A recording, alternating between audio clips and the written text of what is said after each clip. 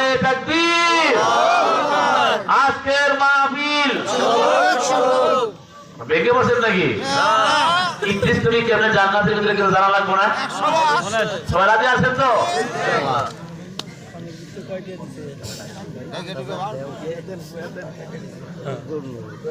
সবাই রাজি আছেন তো? কি বলেন?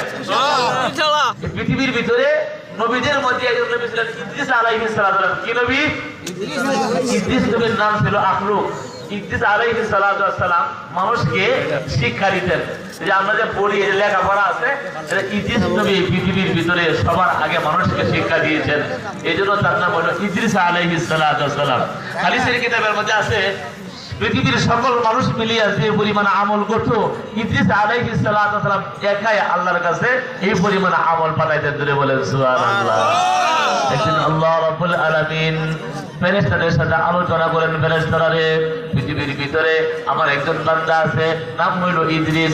সমস্ত ফেরেশতারা মিলিয়ে যে পরিমাণ আমল করে, সমস্ত মাখলুক মিলিয়ে যে পরিমাণ আমল করে, আমার বান্দা ইদ্রিস একাই সেই পরিমাণ আমল করে।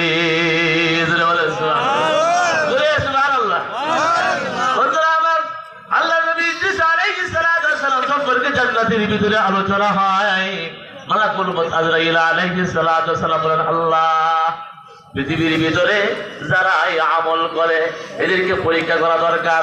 আমি দেখবো তোমার বান্দা ইদ্রিস আলাইহিস সালামকে পরীক্ষা করে সত্যি তোমার জন্য আমল করে, নাকি দুনিয়ার সম্পদ পাইলে ফেতনা ফাসাদের মধ্যে পড়িয়া পথভ্রষ্ট হয়ে যায়। এ ভাই, প্রত্যেকের জন্য তোমার কাছে এবং প্রধান বক্তা যায় না কেউ?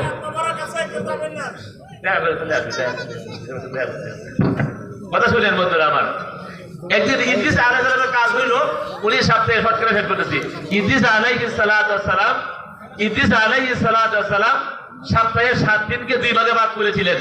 3 দিন তিনি নিজ এলাকায় মানুষকে দিনের দাওয়াত দিতেন, আর 4 দিন ইদ্রিস আলাইহিস সালাম, ও বন্ধু, 7 দিন ইদ্রিস আলাইহিস সালাম সফর করতেন।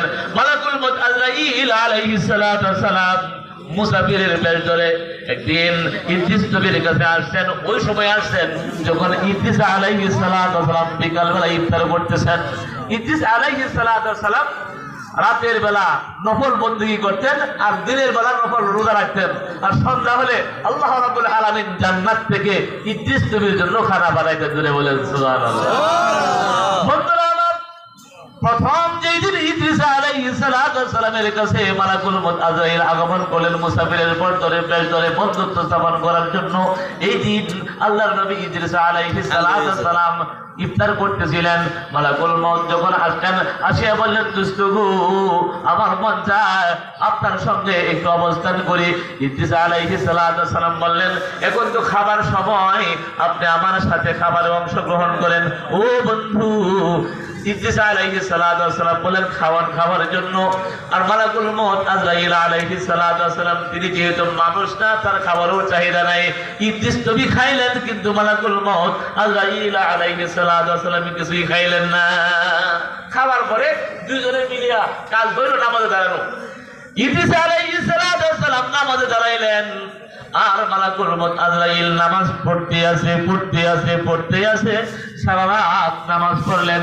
ইদ্রিস নবী একটু পরে ঘুমিয়ে গেছেন, আর মালাকুল মউত আজরাইল আলাইহিস সালাম নামাজ পড়তেছেন। পরের দিন সকালবেলা উভয় সফরে বের হলেন। ও বন্ধু, সফর করতে করতে তারা এমন এক জায়গায় গেলেন, যাওয়ার পরে দেখলেন এক জায়গার মধ্যে অনেকগুলো বকরির পাল, এক জায়গার মধ্যে অনেকগুলো বকরির পাল। মালাকুল মউত আজরাইল কয়, দুষ্ট গো, কোথায় গেলে খাবারের সময় হয় জানি না, এখান থেকে একটা বকরি ধরেন, যখন ইফতারের সময় হবে আশপাশের কোন বাড়ির মানুষকে বলবো সবাই করে পরে পোড়া করে দেওয়ার জন্য, যাতে করে আমরা বিকাল বেলা তৃপ্তি সহকারে খাইতে পারি।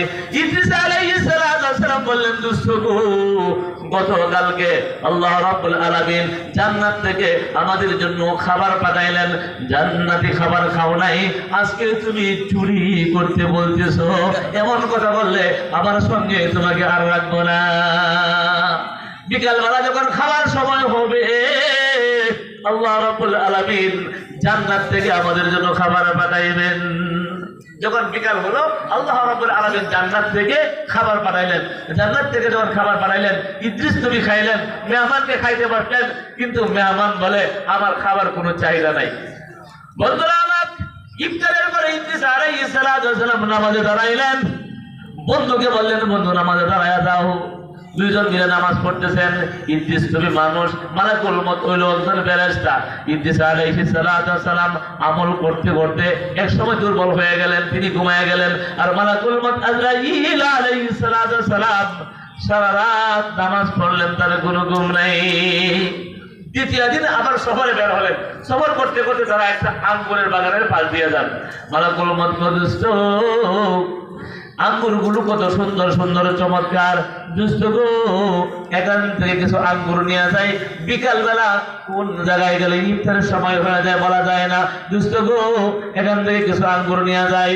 ইদ্রিস আলাইহিস সালাম বলেন, বেকুব, যখন ইফতারের সময় হয় আল্লাহ রাব্বুল আলামিন জান্নাত থেকে আমাদের জন্য খাবার বানায়া দিবেন। কথা বলেন, ও বন্ধু, চুরি করার কোনো দরকার নাই। বিকাল যখন হলো, জান্নাত থেকে খাবার আসলো। পরপর 3 দিন চলে গেল, মেহমান খাইলো না। ইদ্রিস আলাইহিস সালাম খাইলেন। এবার তার হাতে ভালো করে ধরলেন, বললেন, বন্ধুরে, 1 দিন 2 দিন 3 দিন হয়ে গেল তুমি কোনো কিছুই খাও নাই, আমি রাতে ঘুমাই, তুমি ঘুমাও না। সত্যি করে বলো তো, তুমি মানুষ না ফেরেশতা? সত্যি করে বলো তো, তুমি মানুষ না ফেরেশতা?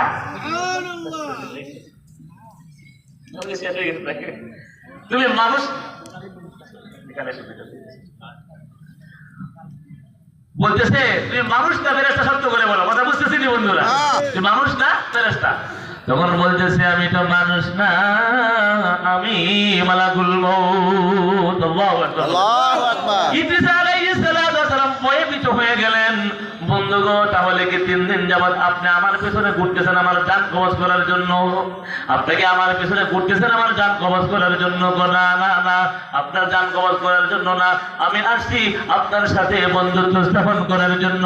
ইদ্রিস আলাইহিস সালাম বললেন, আমি আপনাকে বন্ধু বানাইতে পারি 3টি শর্তে। শর্তে কথা বলেন, 3টি শর্তে বন্ধু বানাইতে পারি। 1 নম্বর শর্ত হলো, আপনি আমাকে মত দিবেন, মারবেন, মৃত্যুর পরে আবার রূহ ফিরিয়ে দিবেন, যাতে করে আমি দেখতে পারি মরার কষ্ট কত কঠিন। তাহলে মরার কথার প্রসারণ হইলে বেশি বেশি করে আমল করতে হবে, পারবো। 2 নম্বর শর্ত হলো আমাকে জাহান্নাম দেখাবেন। আর 3 নম্বর শর্ত হলো আমাকে জান্নাত দেখাবেন।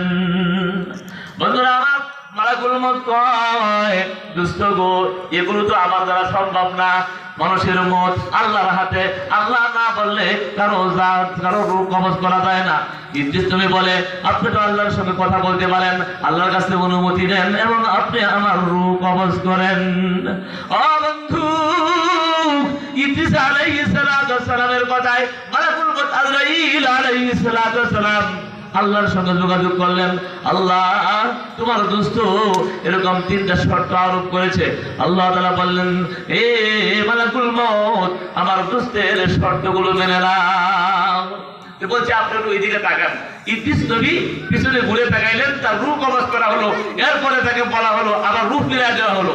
দেওয়ার পরে জিজ্ঞেস করা হলো, দোস্ত, আপনি রূহ কবজের কষ্ট কেমন পাইলেন? ইদ্রিস আলাইহিস সালাম বললেন, একটা ছাগলকে 1000 তরবারি দ্বারা আঘাত করলে যে পরিমাণ কষ্ট হয়, তার চাইতে বেশি কষ্ট হয়েছে। শেষ। এরপরে নিয়ে গেলেন জাহান্নাম দেখার জন্য। ও বন্ধু, যখন জাহান্নামের কাছে নিয়ে গেলেন, জাহান্নাম দেখাইলেন, বললেন, জাহান্নাম কেমন দেখলেন? এই দুনিয়ার সব চাইতে আরাম আয়াসে যে ব্যক্তি থাকে, এসি বাড়ি, এসি গাড়ির মধ্যে যে ব্যক্তি থাকে, ওই ব্যক্তিও যদি জাহান্নাম একবার দেখে রে, তাহলে জাহান্নাম দেখার পরে দুনিয়ার সমস্ত আরামের কথা ভুলে যাবে। 3 নম্বর শর্ত হলো কি বলেন তো? জান্নাত দেখাইতে। মনে আছে আপনাদের? 3 নম্বর শর্ত হলো জান্নাত দেখাইতে হবে। বন্ধুরা আমার, জান্নাত উপরে ইদ্রিস আলাইহিস সালামকে জান্নাতে যাওয়া হলো। মালাকুল মউত আজরাইল আলাইহিস সালাম বললেন, দোস্ত গো, জুতাগুলো এই জায়গায় রাখেন, জুতাগুলো এই জায়গায় রাখেন। জুতাগুলো রাখিয়া আপনি একটু ভিতরে ঘোরাফেরা করে দেখে আসেন। ইদ্রিস আলাইহিস সালাম জান্নাতের ভিতরে ঢুকলেন। ঢুকার পরে দেখেন এমন চমৎকার সুন্দর পরিবেশ, এমন চমৎকার সুন্দর জায়গা, এমন জায়গা থেকে বের হইতে আর মন চায় না। বলেন সুবহানাল্লাহ। ইদ্রিস নবী মালাকুল মউতের সাথে শর্ত ছিল, এই শর্ত অনুযায়ী ঘোরাফেরা করে আবার তিনি চলে আসছেন। এরপরে আসছেন, কাছে আসে জুতাগুলো পা দিচ্ছেন, জুতাগুলো পা দিয়ে একবারে দৌড় দিয়ে ভিতরে ঢুকে গেছেন। মালাকুল মউত ডাকে, দুষ্ট, যদিও আপনার জন্য অনুমতি নিয়েছি, জান্নাতের ভিতরে ঢোকার অনুমতি আমার জন্য নাই, তাড়াতাড়ি কি বের হয়ে চলে আসেন। না বন্ধু, এখান থেকে বের হবো না। তো কেন বের হবেন না? আপনারা বলছেন এখান থেকে বের হয়ে চলে আসবেন, এগুলো শর্ত ছিল। তো শর্ত মতো যাই হোক, আল্লাহ রাব্বুল আলামিন বলেছেন কুল্লু নাফসিন যায়িকাতুল মাউত, সমস্ত মাখলুক মারা যাবে। লা ইয়াযুকুনা ফিহাল মাউতা ইল্লাল মাউতাতাল উলা। মানুষ জীবনে একবারই মারা যায়, দ্বিতীয়বার মারা যায় না। আমি কি একবার মরছি না? কথা বলেন, মরছে না একবার? আমি একবার মারা গেছি। দ্বিতীয় নম্বর শর্ত হইল, আল্লাহ রাব্বুল আলামিন কোরআনে কারীমের মধ্যে উল্লেখ করেছেন ওয়া ইম মিনকুম ইল্লা ওয়ারিদুহা কানা আলা রাব্বিকা হাতমান মাকদিয়া। জাহান্নাম আল্লাহ রাব্বুল আলামিন সবাইকে দেখাইবেন, আমিও তো জাহান্নাম দেখে আসছি। 3 নম্বর শর্ত হলো, আল্লাহ রাব্বুল আলামিন কোরআনে কারীমের মধ্যে লৌহে মাহফুজে লেখা আছে, উল্লেখ করেছেন লা ইয়ামাসসুহুম ফিহা নাসাবু ওয়া মা'হুম মিনহা বিমুখরাজিন। জান্নাত এমন এক জায়গা, ওই জায়গার ভিতরে একবার ঢুকলে আল্লাহ রাব্বুল আলামিন আর কাউকে কোনোদিন বের করে দিবেন না। সুবহানাল্লাহ, সুবহানাল্লাহ। ও বন্ধু, মনে করেন আপনার আব্বা দুনিয়া থেকে চলে গেছে, প্রতিবেশীর সঙ্গে